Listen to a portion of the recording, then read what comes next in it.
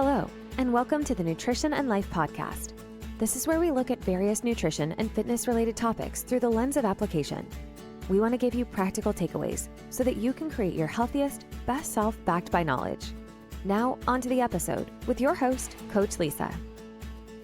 Hello and welcome back to the Nutrition and Life podcast. My name is Lisa, I'm your host, and today I have the pleasure of speaking with Rebecca Whitman. She is the best-selling author of 3 books, award-winning host of the Balanced, Beautiful, and Abundant podcast, and she helps overworked and overwhelmed women transform from burnt out to beautiful, balanced, and abundant. I can't wait for this conversation. I'm so excited to have you on, Rebecca. Welcome.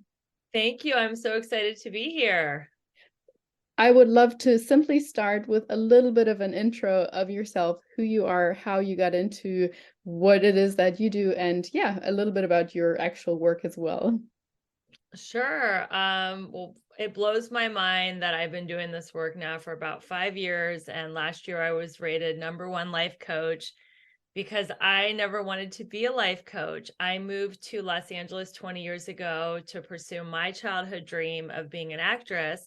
And I had small parts on big shows like Friends, CSI, and 24, but I wasn't able to quite make a living with the acting. So I had a lot of free time to study with great spiritual teachers, people like Michael Beckwith, Abraham Hicks, Marianne Williamson, Wayne Dyer, and I learned a lot about spirituality and how to manifest money. And I was, making 6 figures working part-time for quite a few years.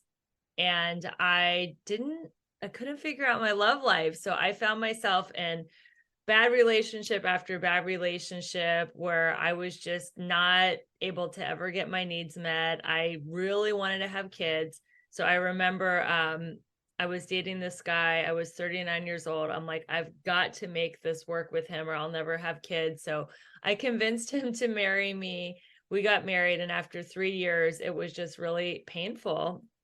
And what happened was I filed for divorce as my dad was dying. So my dad was in a nursing home. I was going through a bitter divorce. And one of my last conversations with my dad, he's like, Rebecca, I want you to write something. I don't care what you write, just write something.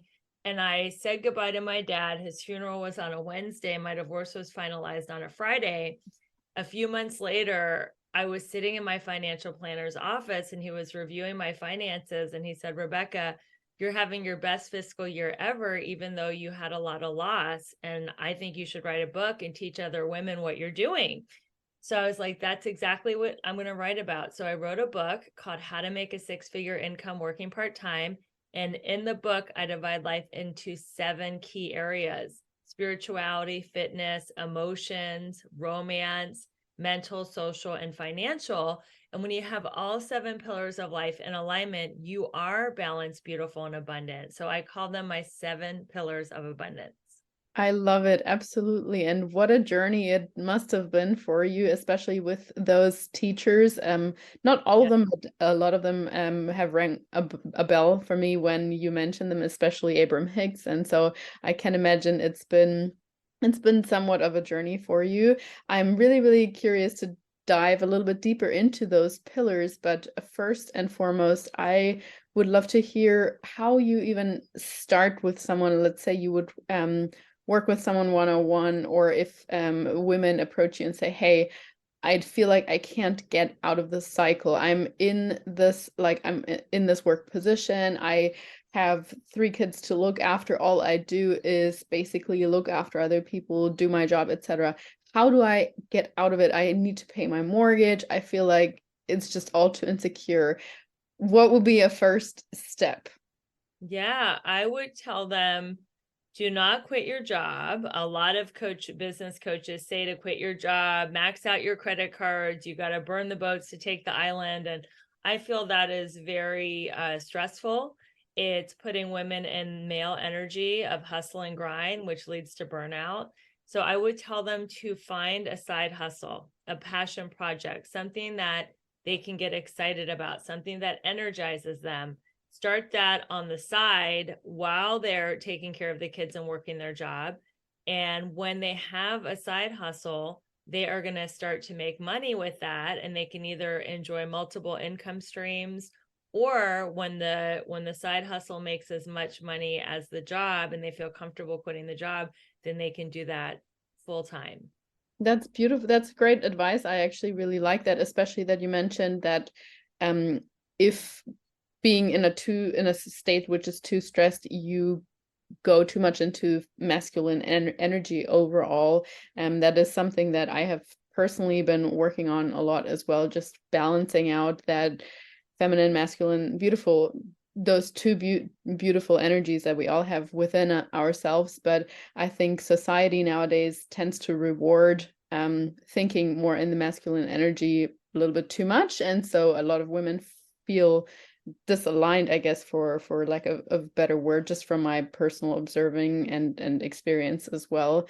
But yeah, when it comes to all these external drives, and I mean, having financial goals, it often is also associated, or there's a little bit of a negative connotation on it.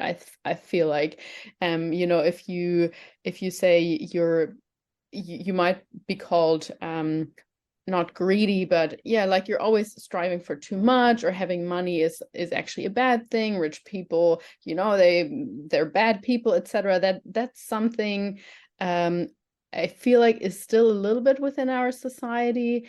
And how do we overcome those money mindset obstacles and learn that abundance is for everybody? Abundance, financial abundance, where we're all deserving, and I think that should often be the first step, that we learn we too are deserving of whatever it is that we want to have. Yeah, I think that is old patriarchy, like thinking women should just be happy with what they have, and it's okay for men to be ambitious and to strive for more, but women shouldn't focus too much on money or want the luxurious lifestyle. So I would tell the women that are worried about what other people think not to worry about what other people think. If somebody is not paying your bills, and if somebody is not living in your head, who cares what they think, even if they are paying your bills? But that's why you want to get financial independence, so you can do what you want, when you want, where you want, and with who you want. And I don't think anybody is striving for money because they want like a pile of stuff. I think it's about freedom, and they want to feel freedom, and they want to feel powerful. So if you could feel freedom and power as you're pursuing the money, it would be a more enjoyable journey. So what can you do in your life to create that feeling of freedom and power? And that is where the 7 steps of abundance come in. Do you have a morning practice? Do you work out every day and get those endorphins and dopamine hits? Like, how can we create that feeling of freedom and power, which is ultimately abundance? That's beautiful. And yeah, talk to me more about those success routines, or however you would want to label them. Sure. I really believe in having a morning practice and an evening practice. So I feel like bookending your day with positivity and spirituality is really important.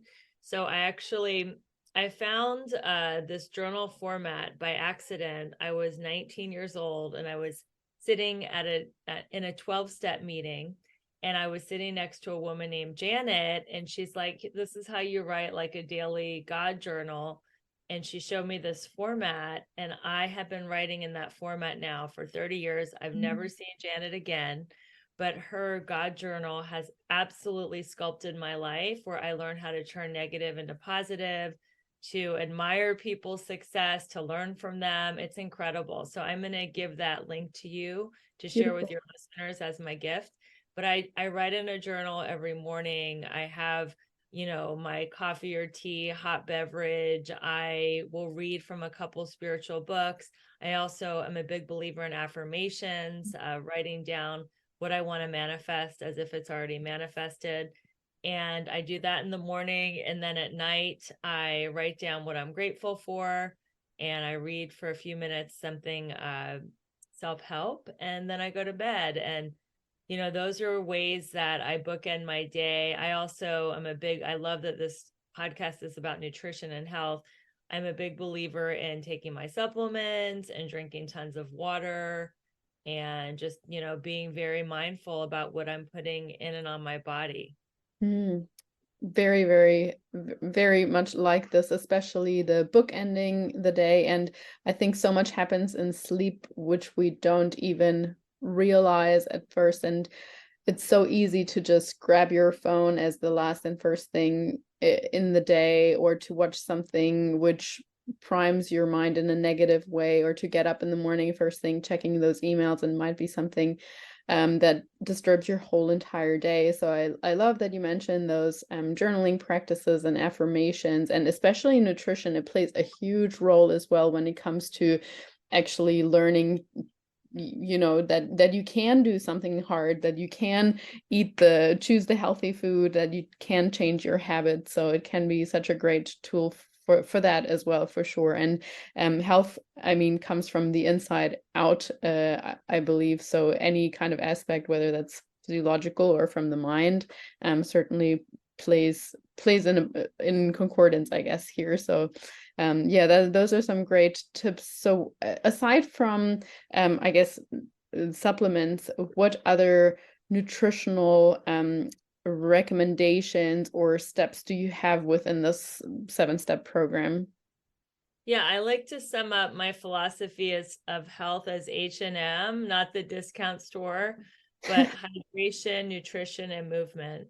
And I believe you should drink at least half your weight in ounces of water every single day. I wake up, I love having lemon water first thing in the morning when I wake up, just to detox.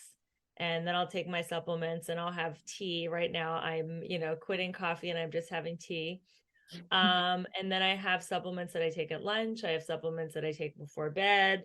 I've been taking supplements all my life, and they make a huge difference. Movement is so important. I used to do movement like to the point where I was just like barely able to walk to the car. I've changed my philosophy in that. I learned that working out so hard is actually going to deplete my energy for the day. So now I like lifting weights or going on a walk, and I work out to the point where I fatigue my muscles, but not to the point where I'm like, you know, not able to function for the rest of the day. So I have like moderate workouts. I do those. I lift weights 3 times a week. I do yoga twice a week. I try to walk 3 times a week. So that's my regimen as far as fitness goes. And then as far as sleep, oh my God, as you were saying before, Lisa, sleep, I think it's so underestimated in the fitness world. So important to get your rest, for your brain to recover, your digestive system, everything. I try to sleep between 7 and 9 hours a night, and I absolutely love my sleep. So H&M is hydration, nutrition, and then movement. And I will add an S. I will add some sleep there because yeah, I think sleep is so important. And just, you know, being aware of what I put in my body. So I do kind of a low inflammation Mediterranean diet. I do not eat wheat, meat, dairy. I eat a lot of vegetables, a lot of fish, some fruit, and then I drink a lot of water. I don't drink coffee. So those are some of the things that have really helped. No wheat, no meat, no dairy, no sugar. I tell people that diet, they're like, well, that's all there is to eat. I'm like, not really. No, absolutely not. There is a lot of amazing, delicious, and healthy things left, of course. And I don't think necessarily everyone needs to start there. I think you threw out a lot of great pointers for, you know, low-hanging fruit in the sense of water, in the sense of focusing on sleep, movement as well. And I absolutely am aligned with your philosophy when it comes to activity. I too have come from more of a CrossFit background, really used to overdo it. And as you said, it can just push us even more into that stressed or too masculine, sort of doing, overly structured, goal focused state. And I think people still often mistake a hard workout or working out hard and a high intensity workout. They are not the same thing. You can still, push yourself hard when it comes to lifting weights, but finishing and having energy for the day, recovering well and feeling well, or you're constantly overdoing it and you feel like you haven't gotten a good workout in unless you lay on the floor totally drenched in sweat or so. So those are two very, very different things. And for me personally, the walks also make a huge difference. They're my form of therapy and meditation, really, as well. And I think that can also be a nice little entry point for people when they're like, "Oh, I can't meditate. I don't like to just sit still and whatever my thoughts drift, and I have no patience for this, or it's too woohoo, or whatever people call it." But going for a walk, even if it's just 10 minutes after your meal or so, has so many great benefits, disconnecting, for digestive purposes as well, and so on. So I'm absolutely on the same board when it comes to that. That's great. And they say walking after a meal actually helps control your glucose levels. So that's really good. And then I have a great tip. I forgot to say the other M for H&M is movement and meditation. So I was someone who could not really quiet my mind. I had a really type A mind, and I discovered guided meditation. And I don't have to quiet my mind. I can just listen to someone else talk. So I Beautiful. like Insight Timer app, but there's lots of different apps like the Calm app, Mhm. and there's many videos on YouTube where you can listen to guided meditation. And just depending on how much time you have, maybe you have only 4 minutes or 3 minutes or 10 minutes, you can set a timer for how much guided meditation you want to listen to. And that has been a huge game changer for me. And even if I like wake up in the middle of the night and I can't fall back asleep on my own, I'll listen to a guided meditation that will help put me back to sleep. So that has been an amazing game changer. Really great tool. Thank you for sharing that also. And just remind me what the other pillars were. So we had obviously the nutrition pillar. Yep. So number one is spirituality. Number two is fitness. Number three is emotion. Number four is romance. Number five is mental. Number six is social. And seven is financial. Okay, cool. And I would like to hear more about the social one, because of course, as you know, with nutrition, also the environment and the people around us are such a big contributing factor to whether someone is able to adhere or how successful a diet is. And I'm sure it applies to, financial goals or whatever just as well. So tell me more about the social aspect. Yeah, well, community creates immunity. So it helps you with your literally immune system. When you hug people, your immune system gets higher. It also helps with the immunity toward life, because life gets lifey. There are going to be ups and downs and, loss and triumph and all the highs and lows and beauty of being a human. And you don't have to go through that alone. So I encourage my clients to find a community, whether it's a fitness group, a yoga class, a temple, a church, an online group like a Facebook group. I call my community Elegant Warriors, because we are warriors going after our goals, but in an elegant way where we don't burn out. So there are so many different ways to create community. And it's also important in community that you have someone who's a mentor or a coach who has what you want, so you can aspire to do what they do. And it's equally as important that you are of service and you reach out and mentor and support other people on their journey. So that's what you get in community. You get support, and you get the chance to have a mentor, and you get a chance to help others. And it's fun, when we are alone, we are just at home, usually hiding behind our computer or our cell phone, and you don't have to be alone. They say that loneliness and suicide is at an all-time high, which is kind of crazy, because the internet was supposed to connect everybody, not isolate people. So you can use the internet, even if you don't have a class or a group that meets live in person, you can use the internet to create a community. That's so great. And I think the internet really can be used to our advantage if we know how to, because back in the day or before the internet, I'm sure it was a lot harder to find someone who exactly vibes with you if you're in a smaller town, or even nowadays often I hear people say, oh, my family doesn't get me, or this and that, my partner doesn't understand my journey, my desires, etc. And that's okay. Try your best with just living in your truth anyway, but reach out to like-minded people, like you're saying, through the internet or however. And of course, the importance of a coach or a mentor really can't be understated. I totally agree with that. I'm still curious too, because oftentimes we hear I have a hard time enforcing my boundaries or sticking with my boundaries due to social pressure, or again, just, your partner might come home. I always refer with examples back to nutrition, but your partner might come home with pizza because he loves pizza, and it's pizza night, or whatever used to be pizza night, and he probably just means it as a nice gesture, but you're like, oh, but I started wanting to pay more attention to my nutrition on Monday, and I've really actually just been looking forward to this chicken and salad. And like, how do you say no in a polite way? You don't want to hurt people's feelings, or if they offer you seconds. And I really get that it's difficult to learn to say no more often, but maybe you have a good tip for us. Yes, I love this question. So I know it's so hard for women to say no because it's in our genes and DNA to be pleasers. And yes, people pleasing is not a winning sport. You can tweet that. People pleasing is not a winning sport. So how do you say no in a kind way?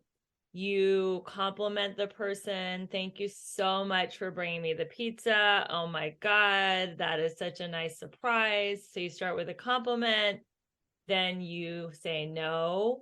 Honey, I don't know if I told you this. I am starting a new diet where I do not eat carbs, or where I do not eat flour or gluten or meat or whatever's on the pizza. So I don't know if I told you this, but I started a new diet where I am being very deliberate about what I put into my mouth. And then you end with a compliment. But I really know how much you love the pizza, and just go ahead and enjoy it. You deserve it, honey. I'll be over here eating my chicken and vegetables, and we can still eat together and then watch TV afterwards. So it's called the sandwich method. I didn't invent it, but it's a great way to say no. Compliment, get to the meat of the matter, say no, and then you end with a compliment.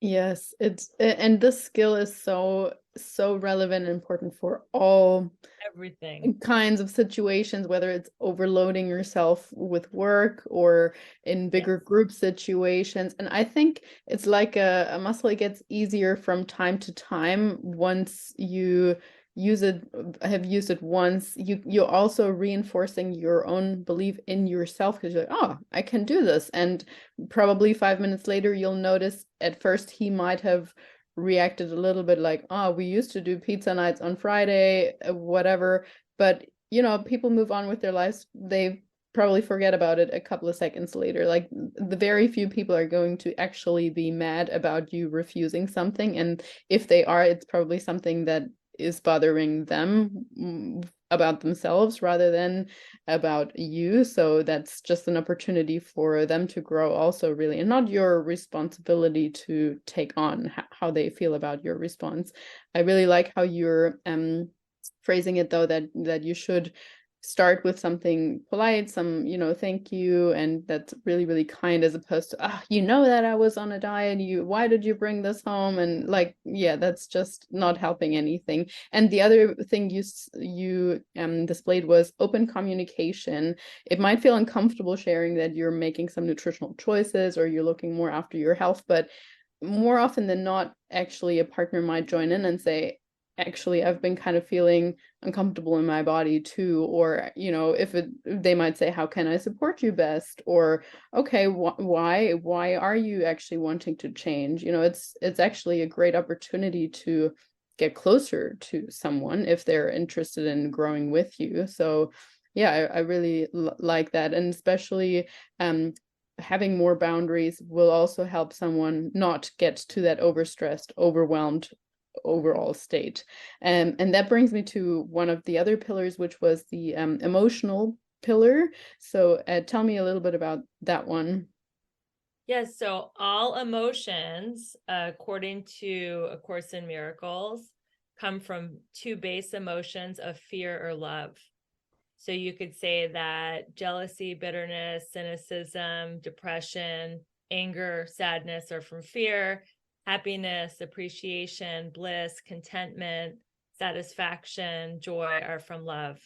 So, and I'm not telling people not to feel your feelings. If you have a loss, of course, you want to have the feelings move through you, but you don't want to live in sad emotions, because I believe that God, whatever that is to you, universe, joy, whatever, wants us to be happy. We're not here to suffer our whole lives, even if we do have a loss.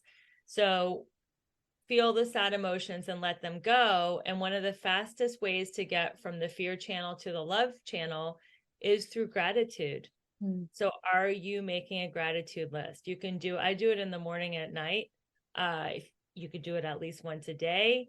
Make a gratitude list, because when you are focused on what you have in life, it automatically helps you to be happier. I like the saying that happiness is not getting what you want, it's wanting what you have. And when you focus on what you have and you feel grateful, you are going to magnetize more of what you want. But when you feel resentful and, oh my God, why don't I have this? Or I'm never going to get this, then you're just going to manifest more lack. So you could say that the fear channel is also known as the scarcity channel, and the love channel is also known as the abundance channel. So when you are having an abundance mindset, you are just going to create more abundance in your life. Beautiful. Yeah, absolutely. And I think we've all experienced those days where just everything seems to be going wrong. You like one thing tripped you up, and then that leads to the next thing, and you forgot your lunch at home, and you forgot whatever, and you turn up at work and something goes wrong, and you carry that through the day with you, probably just making that even worse. And then other days where everything just seems to magically fall into place. And I think it's exactly that, where you're just in the right sort of mindset. So really, really, really important. And so we've covered the nutrition one, we've covered the social, the emotional one, and the relationship one. I'd like to kind of finish off with that one. I know we still have a few left, but anyway, people will just have to go and check out more of your content. But yeah, with the relationship one, what would be some tips on that front? This one was the last one. So I think of these 7 pillars of abundance as 7 spokes of a bicycle wheel. And you want to have all 7 pillars of your life working. There's always going to be 1 or 2 that you're more focused on supporting. And the relationship one was the one that really eluded me. And what helped me was I actually hired a coach, and he said, what you're doing in the financial pillar of your life is working. And he's like, what are you doing? How are you being? And I'm like, I have a lot of faith that I'm always going to make money. I have a lot of faith that it's all going to work out, that if I lose a client, it's okay. There's more. I have a lot of faith that, I'm successful. And he's like, why can't you apply that same attitude to your love life? And I was not like that. I was like, oh my God, if I don't get this one guy to like me, then I'm always going to be alone. And I was putting so much pressure on it. Like if somebody didn't return a text, I was just like, I couldn't even sleep that night. I was so anxious. So I started to have more faith and have more confidence. And I even decided that I was going to go on a dating detox. I was going to take 90 days off and not think about it. Sorry, excuse me. Not think about men, dating, or anything. And after 90 days, excuse me, I could think about it.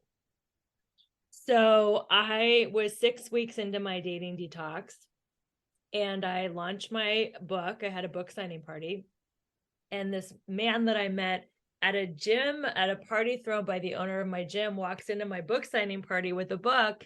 And he says, I'd like to invite you to sign the book over dinner. And I ended up marrying that guy, and we've been together ever since. We are in such a beautiful, harmonious relationship. So I would tell your clients that if you're feeling frustrated and stuck, do a 90-day dating detox and give your mind a rest. Because you're just resetting and recalibrating. Another thing that I believe is do not, and this is controversial in this modern era, do not have sex until you are in an exclusive relationship. Because women, we bond. There's a hormone called oxytocin, which is the bonding hormone. It makes women bond with their babies, and we get really bonded when we're intimate with people. So not to have sex. It doesn't matter if you're gay, straight, or lesbian, but do not have sex unless you're in a commitment. So those are some of my tips. I really like it. I actually really like the 90-day dating detox also, because it's a possibility to reset, to find back to yourself, and to recognize what's really important to you, or how much that potentially has been triggering you as well, and keeping you from focusing on other areas in your life. So yeah, thank you so much for that beautiful insight into your 7 pillars. And I can see why they are so incredibly effective as well, and super, super interesting. So I will be sharing all of your details in the show notes for sure, so people can go and check out more of your content. Of course, also heading over to your beautiful podcast as well. And I just want to thank you for your time, and appreciate you coming on. Lisa, thank you so much for having me on your show. And, you know, your show is helping a lot of people, and it's my honor, my privilege to be on it. And I look forward to staying in touch with you and collaborating further. It's been a real honor to get to know you, and I love what you're about. Thank you. Thank you for tuning in. If you enjoyed today's episode, don't forget to subscribe, leave a review, or share the episode on social. Very much appreciated. You can also follow us on Instagram at Nutrition Coaching and Life, or head to our website, www.nutritioncoachingandlife.com, where we provide more valuable content. Have a wonderful day. Now go out and work on your best self.